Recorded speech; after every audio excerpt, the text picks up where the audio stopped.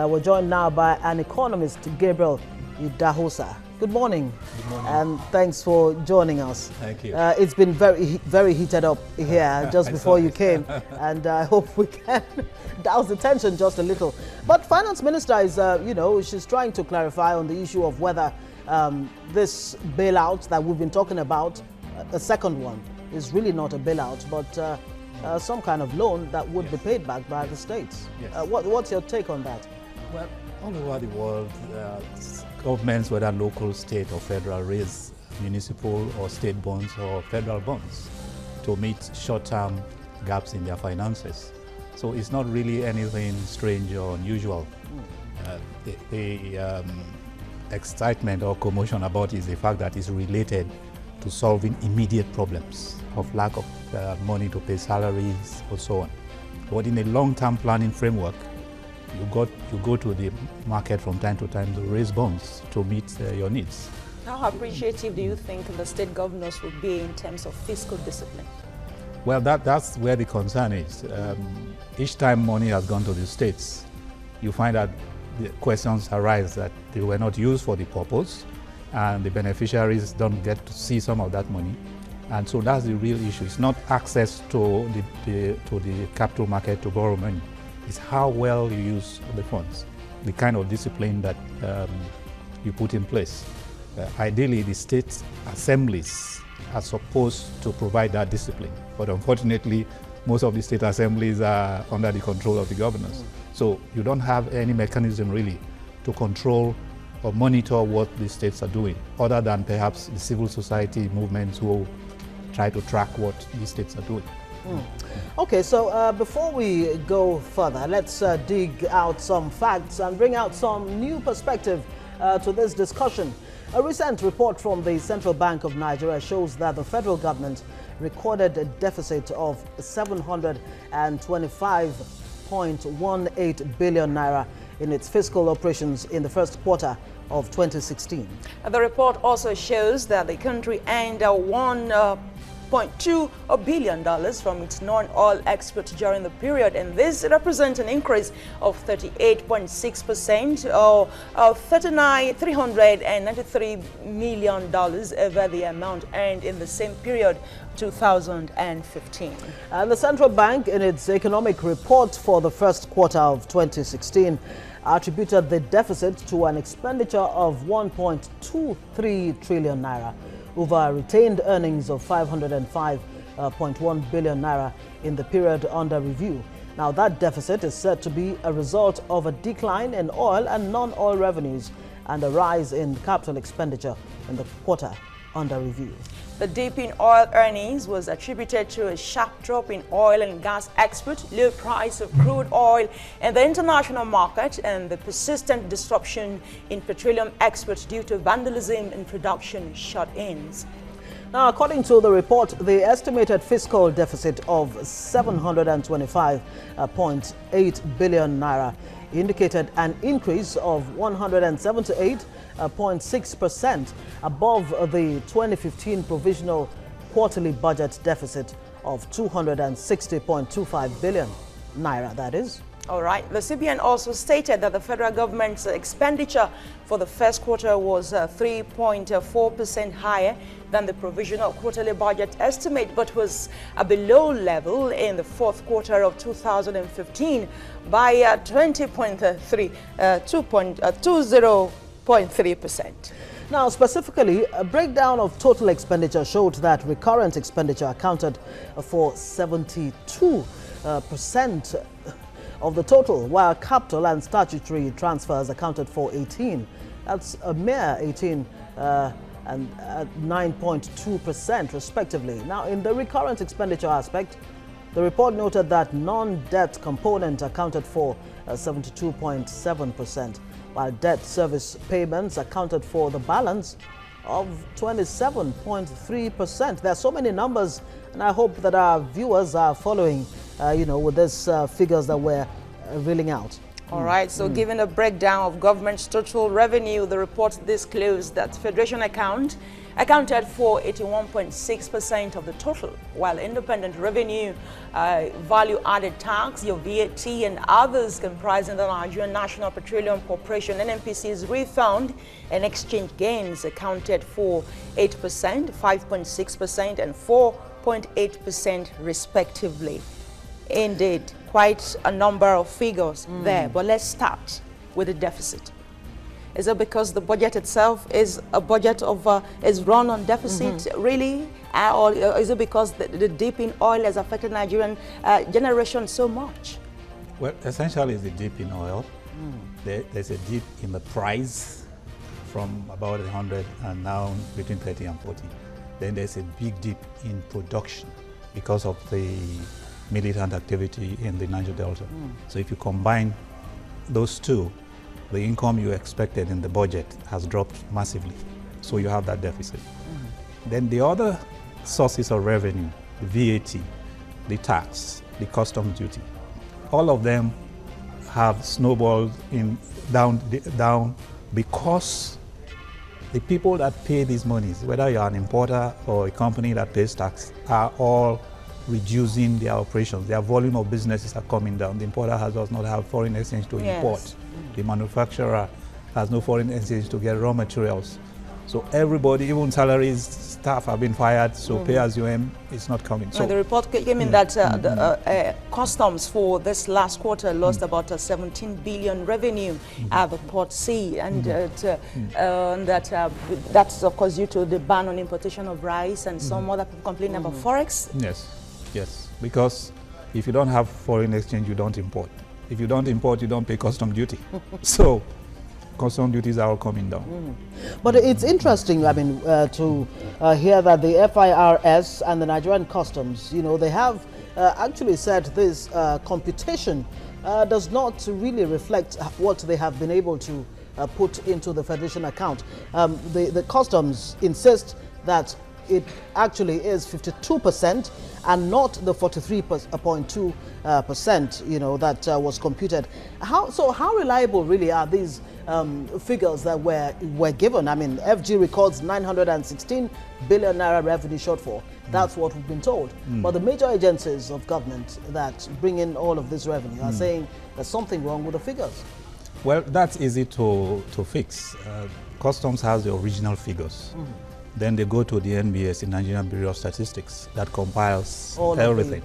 So it's possible there's a gap between what Customs has reported and at the time NBS is gathering the data.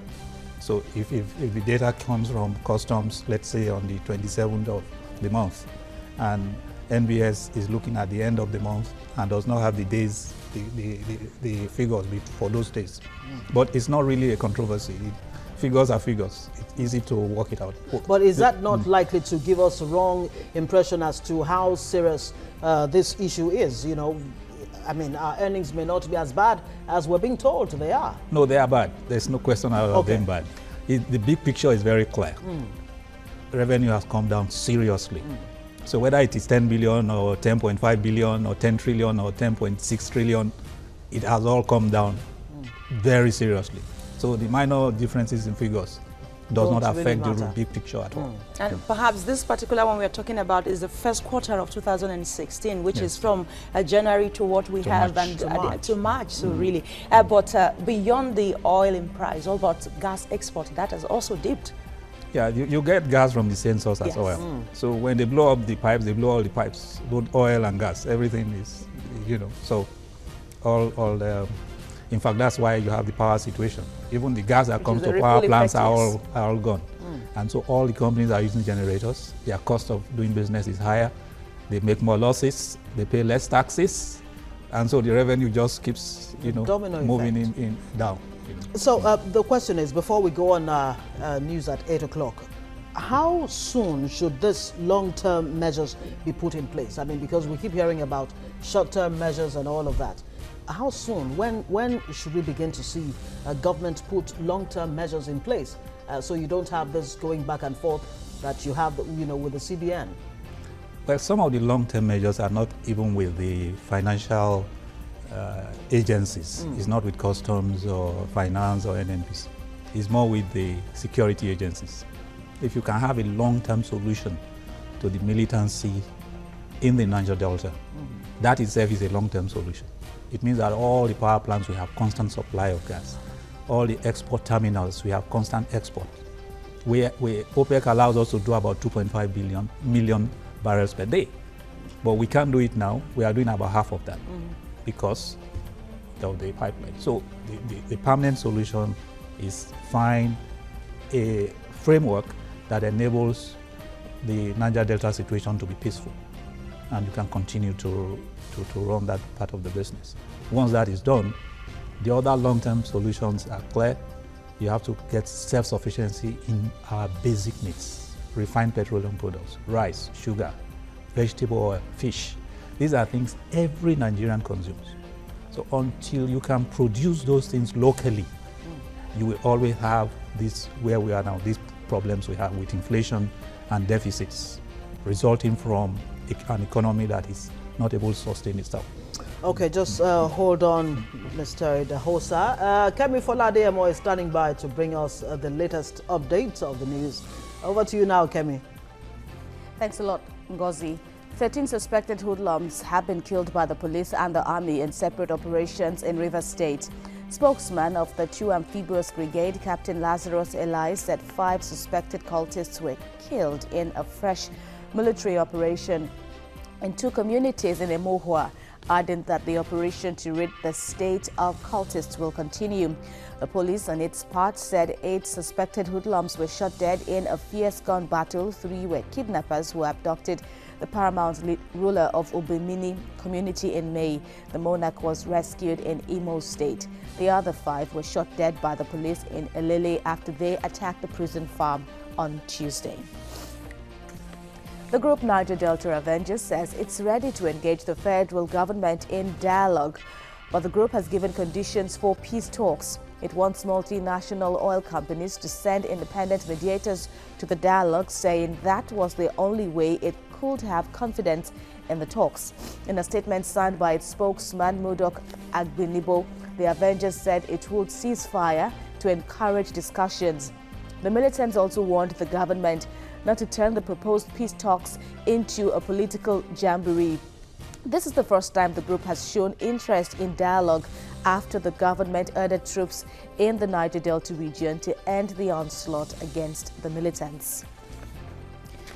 Finance now. Nigeria's fiscal authorities are raising a 90 billion naira monetary support for states across the federation.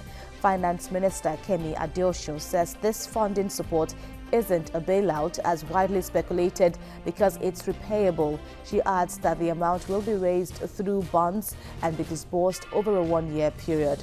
This financial assistance to the states is to help augment their monthly allocation, which has dropped consistently owing to crude revenue decline. It's a development that has affected payment of salaries to workers in most states and led to industrial actions.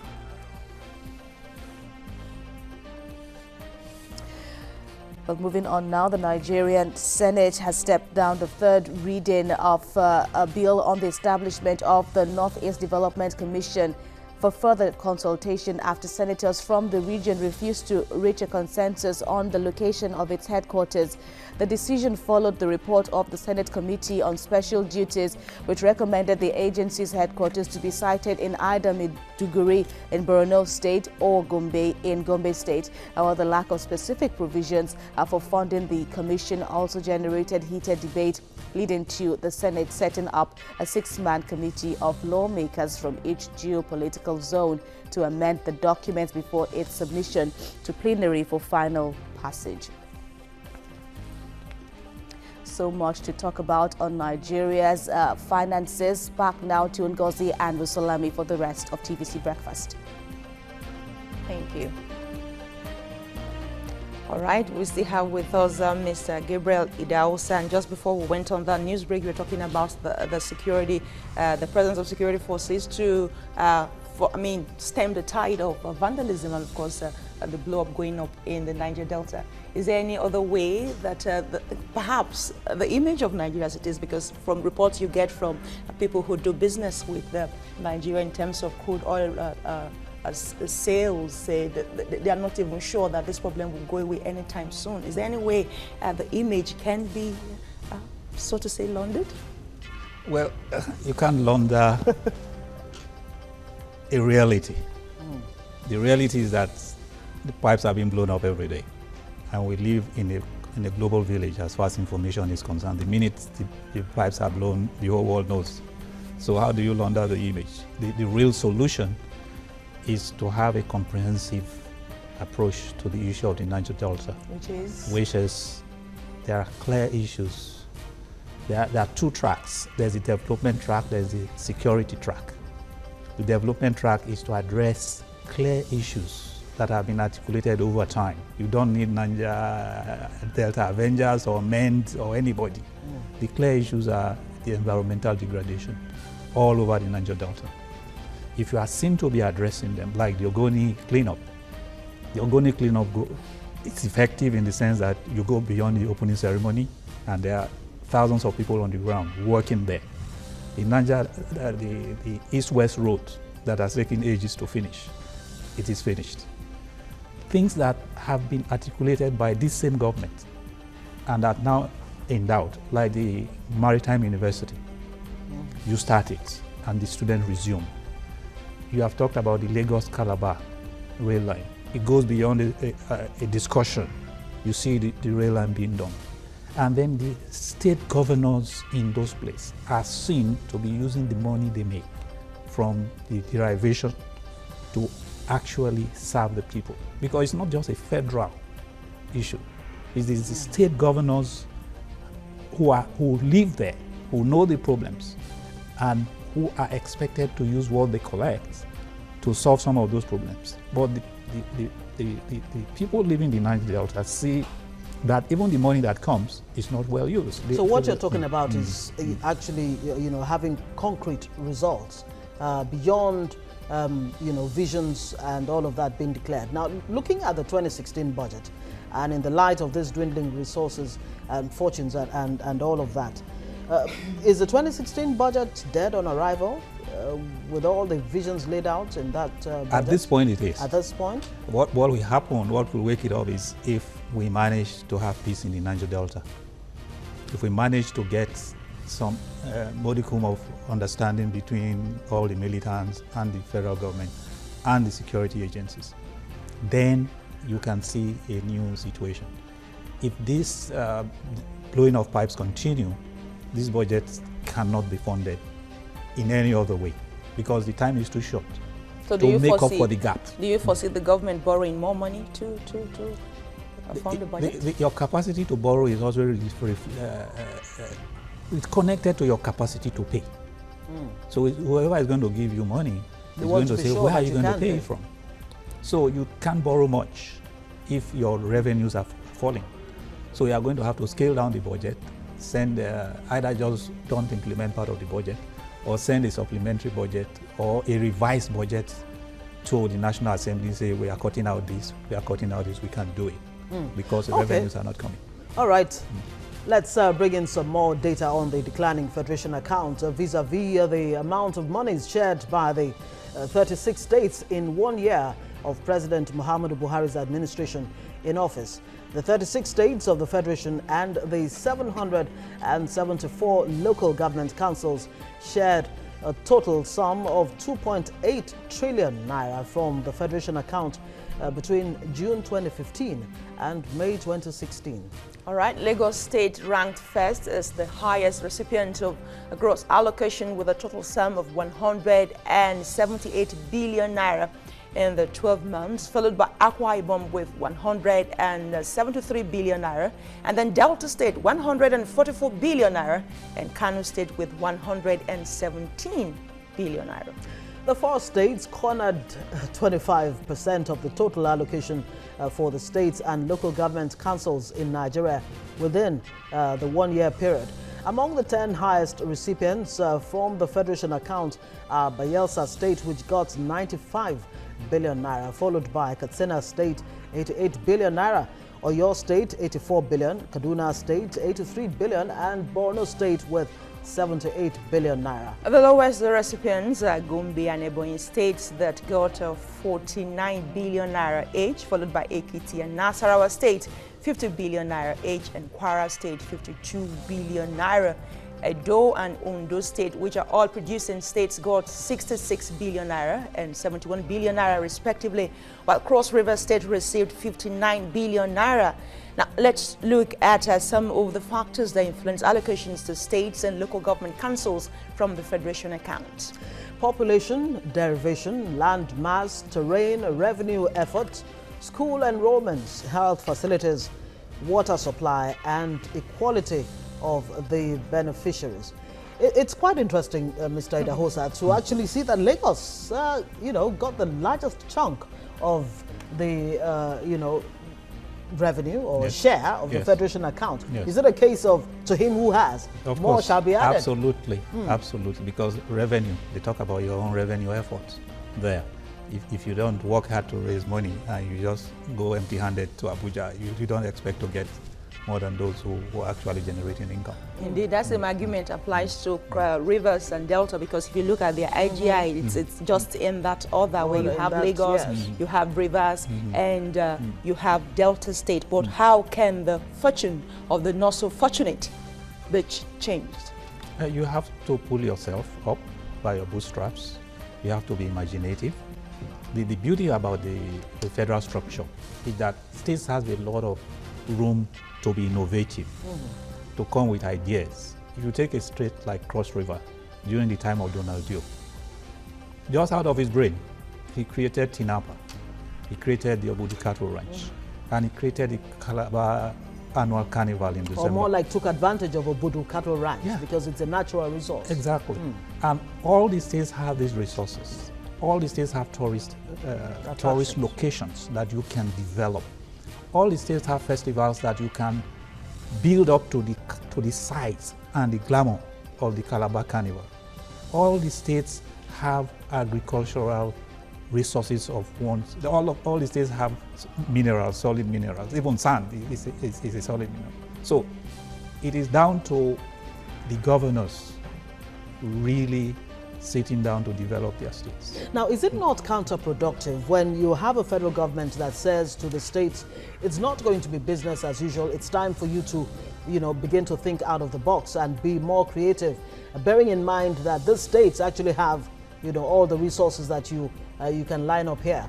But that's on the one hand. On the other hand, it's giving out this bailouts and loans. Is it not counterproductive at the end of the day? Well, the fact is, you have an emergency. You have workers who are not paid in most of the states. They have families, they have children in school who are at home because school fees have not been paid. There are families that have only 1 meal a day on 0 meals. That's an incident that happened in Osun State where a family that has not eaten for about 5 days had to go and take food from a food store and practically run away from paying. So this is what the federal government is looking at. Through the bond market. To these bonds, through the bonds you are just an emergency, really. These bonds are not to provide long-term solutions. It's like firefighting. Stopgap. Stopgap. So is it possible that the state governments can also develop follow that same to the line of the federal government and develop? After all, we have FGM bonds in Nigeria. So if the states will follow suit, is it possible? In fact, as you have just said, to a large extent, it is the mentality of a unitary system that is making the federal government doing what it's doing. It is the states that are supposed to go to the bond market to say we have a shortfall, we need money to cover this, and they go to the stock exchange and raise bonds, or they go to the money market and raise bonds. It is the states and local governments. In a lot of countries, the local governments raise municipal bonds to build flats, to build public parks, to build small-scale business administration to support small scale. It's this local governments and states that should be raising these bonds. But we have the legacy of the military era, where the federal government was the big brother or even big father and gathers all the states like children anytime they have a problem and say, okay, we'll solve it for you. But once the true federal spirit is accepted, if a state has a financial issue, it goes to the financial markets. So you're in support of those who are calling strongly for fiscal federalism? You don't have a choice. It's either you have a federal system or a unitary system. What we have now is neither a truly federal system or a unitary system. If it's a truly unitary system, then it will work. The federal government can fire a governor who is corrupt and put someone there who will do a right job. But the governor says, I'm independent, I'm elected by my people. You can't tell me how to run my state. And then you can't pay your salaries, and then you go to Abuja and say, please, can I get money to pay my salaries? Okay. So, Let's quickly touch on the issue of the Forex policy of the CBN. They've increased the trading band, they've freed it to an extent, but people are still really wondering, what exactly is the CBN talking about? When they say they have special windows where they can come in and all that, what exactly do you think the CBN is talking about? Well, I think we had a discussion about the foreign exchange, and it is just like any other market. If you go to Oshodi market, wherever, and you want to buy the same product, you want to buy this mug, there's a shop where it is sold for 200 naira. There's another shop where it's sold for 350 naira. It's natural where you Of course, I'd rather go to the 200 naira shop. So that is the problem the CBN has always been battling with. CBN wants to have a window where it can meet what it considers as critical needs. These needs include what we need to survive every day, petroleum products. We need to have petroleum products, whether we like it or not. Equipment for self-sufficiency programs. We need to become self-sufficient in rice, sugar, and some key products that we also consume every day. So CBN says we are going to find a window to address those critical needs. Everybody else go to the other side. So it makes sense, but how you can sustain it is the issue, because there's so much temptation for people who don't deal in those critical needs. If I'm not in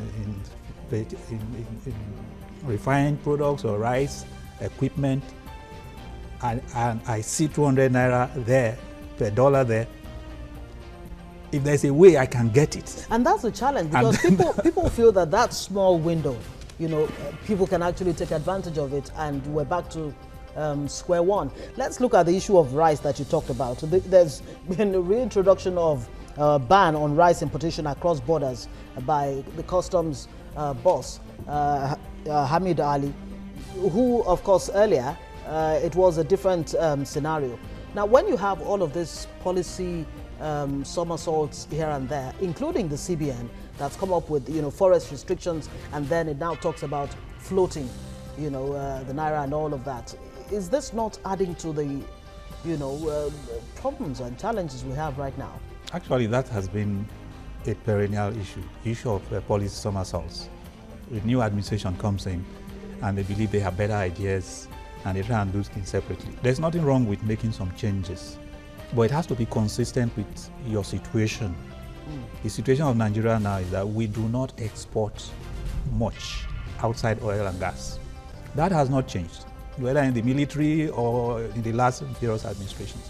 So there are certain policies that are consistent with your situation, which is to say, but they seem to have made some gain from the reports we had earlier, just some appreciable gain from non-export revenue to Nigeria in the first quarter. Yes. There must be doing something right somehow. Yes. That's why you don't want policy somersaults. You want a consistent policy moving in that direction of saying, let us have those policies that will encourage non-oil exports on a continuous basis. So it doesn't matter whether a CBN governor is changed or there's a new Minister of Finance. The policies that will ensure that you continue to promote exports are independent of the government at any time. So it is those somersaults that are the issue. Whenever you for example, you create a list that, okay, these items, 41 items at that time, are not for foreign exchange.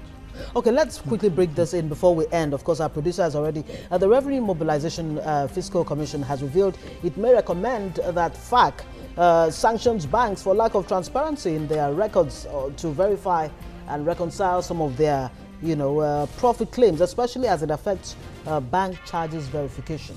Are the banks robbing government of revenue? Well, that's the reason why we have TSA today. The TSA came because banks realized that a lot of revenue were just leaking. They couldn't find them in the system. And so TSA was supposed to deal with it. To a large extent, that's sorted out. But before TSA, yes, there was a lot of monies collected on behalf of government that were not ending in the hands of government. In the coffers of government. All right. And on that note, we'll have to say thank you so much, Mr. Gabriel IDAHOSA, a financial consultant and analyst. Thank you so much for coming on TVC Breakfast. Thank you.